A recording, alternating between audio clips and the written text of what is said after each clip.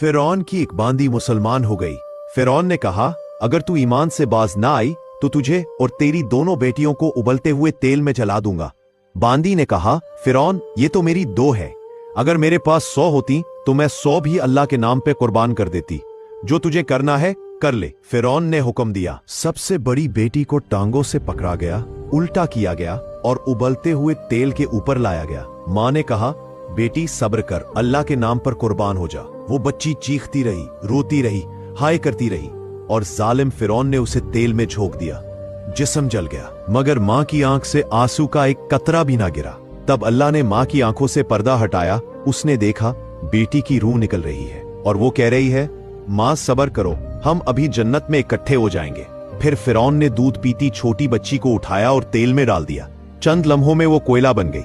फिर अल्लाह ने पर्दा हटाया। मां ने देखा छोटी बच्ची की रूह निकलते हुए कह रही थी, मां सब्र सब्र, हम अभी इकट्ठे हो जाएंगे।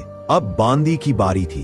जब उसे पकड़ने लगे तो उसने कहा, फिरौन मेरी ये ख्वाहिश पूरी करेगा? फिरौन बोला, कहो।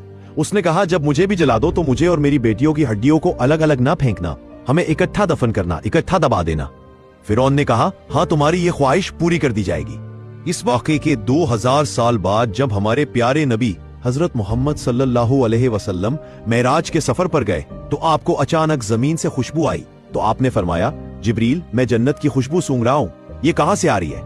जिब्रील अलैहिस्सलाम ने अर्ज की, या रसूल अल्लाह, ये उस बांदी की कब्र की खुशबू है जो फिरौन के सामने साबित कदम रही। अपनी बेटियों समेत, अपनी हड्डियों समेत जिस जगह दफन की गई, उस दिन से आज तक ये खुशबू आ रही है और कयामत तक आती रहेगी। अल्लाहु अकबर। अल्लाह पाक से दुआ है कि अल्लाह हमें भी ईमान पे ऐसी साबित कदमी अता फरमाए। आमीन।